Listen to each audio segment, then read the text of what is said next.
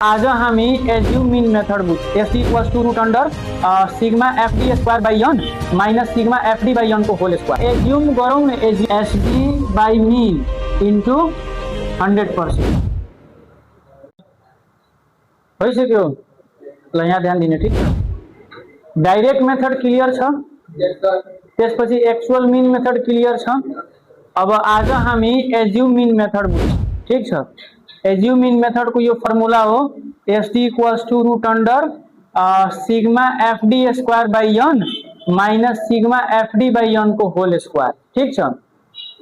Direct method जस्तो यो formula लागिरहेको छ, तर यसमा जुन एउटा डी जुन छ नि, जुन डिफरेन्स देखाइरहेको छ, त्यो डिफरेन्स हुन्छ am minus assume mean.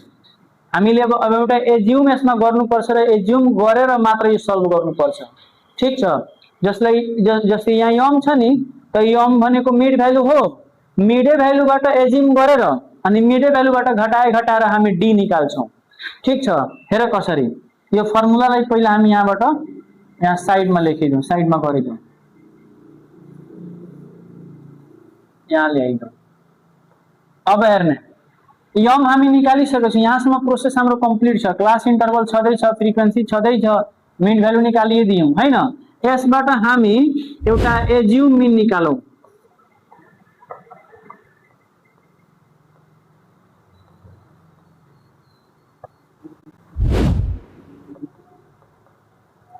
Assume मीन निकालौँ त। एज्युम भनेको एउटा काल्पनिक एउटा मतलब हुन्छ नि। यो मानौ, लेट अस सपोज मानिहालौँ एउटा यसबाट हामी एज्युम जुनसुकै गर्न सकिन्छ। 5 लिन सकिन्छ, 15 लिन सकिन्छ, 25 लिन सकिन्छ, 35 लिन सकिन्छ, 45 हैन। कुन लिने त बीच वाला भ्यालु लिएर हेरौँ न। यसको बीच वाला भ्यालु 25 लिहालौँ। एज्युम मीन कति लियौँ? 25, ठीक छ नि। ल हेरौँ, अब भर्खर हामी यहाँ हेरौँ डी निकाल्नको लागि एम माइनस ए गर्नुपर्छ। डी निकाल्नको लागि के गर्नुपर्छ?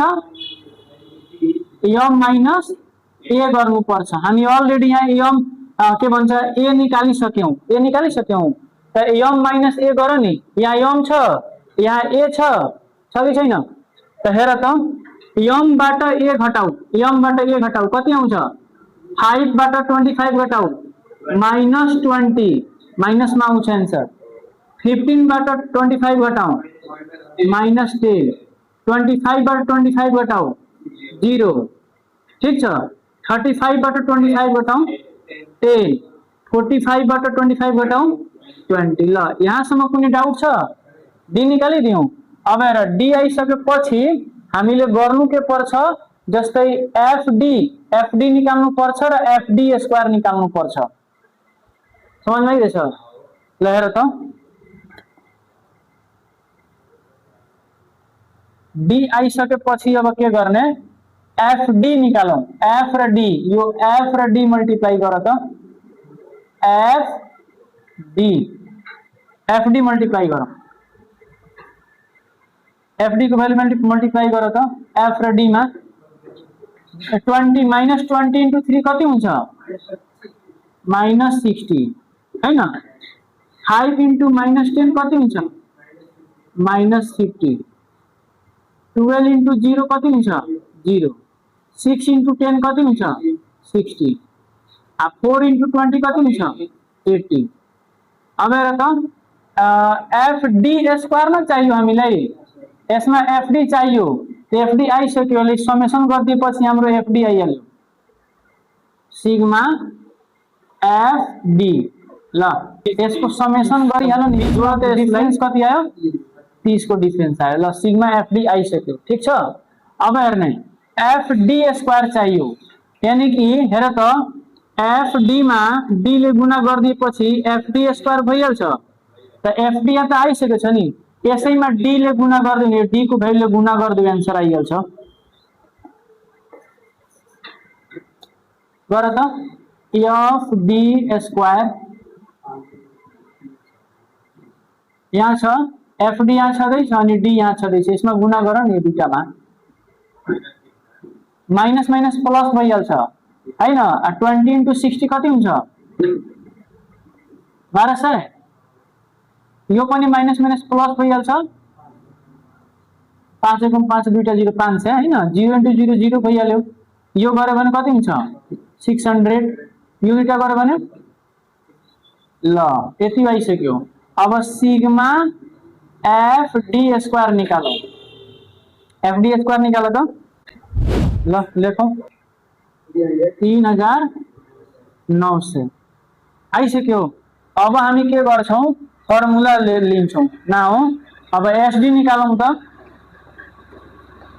एसडी बराबर root over sigma F D square by N minus sigma F D by N को होल स्क्वायर। यही ना हुन्छ फर्मुला। भ्यालु पुट गर। एफ डी स्क्वायर को भ्यालु यहाँ आइसकेको छ 3900 भागा एन को ठाउँमा 30 यही ना हुन्छ माइनस एफ डी को भ्यालु यहाँ छँदैछ 30 भागा एन को ठाउँमा 30 गरिदिउँ होल स्क्वायर गर।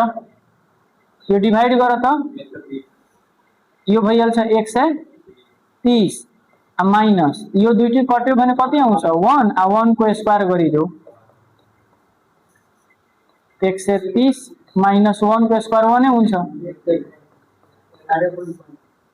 यो 129 यो रुट बाट निकाल्यो भने 11.35 हेर त सबैको एसडी को भ्यालु सेम आइरहेको छैन। यसमा कोएफिसिएन्ट अफ एसडी निकाल्नको लागि हामीले के गर्नुपर्छ कोएफिसिएन्ट अफ एसडी को पहिला फर्मुला लेखौं हैन। कोएफिसिएन्ट अफ एसडी फर्मुला के हुन्छ एसडी बाई मीन हुन्छ। त यसमा एसडी त आइसक्यो हैन के निकाल्नु छ मीन चाहियो। त मीन निकाल्नको लागि यसको फर्मुला हुन्छ a plus sigma FD by N यो एजी मीन को फर्मुला हैन। त अब मीन निकालौं त sigma A plus sigma FD by N ल ए को भ्यालु कति छ यहाँ 25 सिग्मा एफडी को भ्यालु हामीसँग छ यहाँ छ 30 त 30 डाइरेक्ट हालिदेऊ एन को ठाउँमा 30 हालिदेऊ ल 30 कट्यो भने कति आउँछ 1 त 25 प्लस 1 कति 26 ल मीन आइसक्यो भने अब निकाल्नु के छ हामीलाई कोएफिसिएन्ट अफ एसडी त देयरफोर कोएफिसिएन्ट अफ एसडी बराबर फर्मुला के हुन्छ एसडी बाई मीन। त एसडी को भ्यालु कति आयो थियो 11.35 यहाँ छ मीन को भ्यालु कति आएछ 26 डिवाइड गर नि 0.43 ल कोएफिसिएन्ट अफ एसडी पनि आइसक्यो। कोएफिसिएन्ट अफ भेरिएसन निकाल्न सकिन्छ अब अनि भेरिएन्स पनि निकाल्न सकिन्छ बुझेन ल भेरिएसन पनि निकाल्न सिकिहालौं। कोएफिसिएन्ट अफ भेरिएसन को फर्मुला भइहाल्यो हैन। एसडी बाई मीन यहाँ आएकै छ 0.43 इन्टु 100% त कति हुन्छ 43% ल कोएफिसिएन्ट अफ भेरिएसन आइहाल्यो। भेरिएन्स पनि निकाल्न सकिन्छ एसडी स्क्वायर गरेर समझमा आइसक्यो ल यो भयो एज्युम मीन मेथड याद राख्ने है।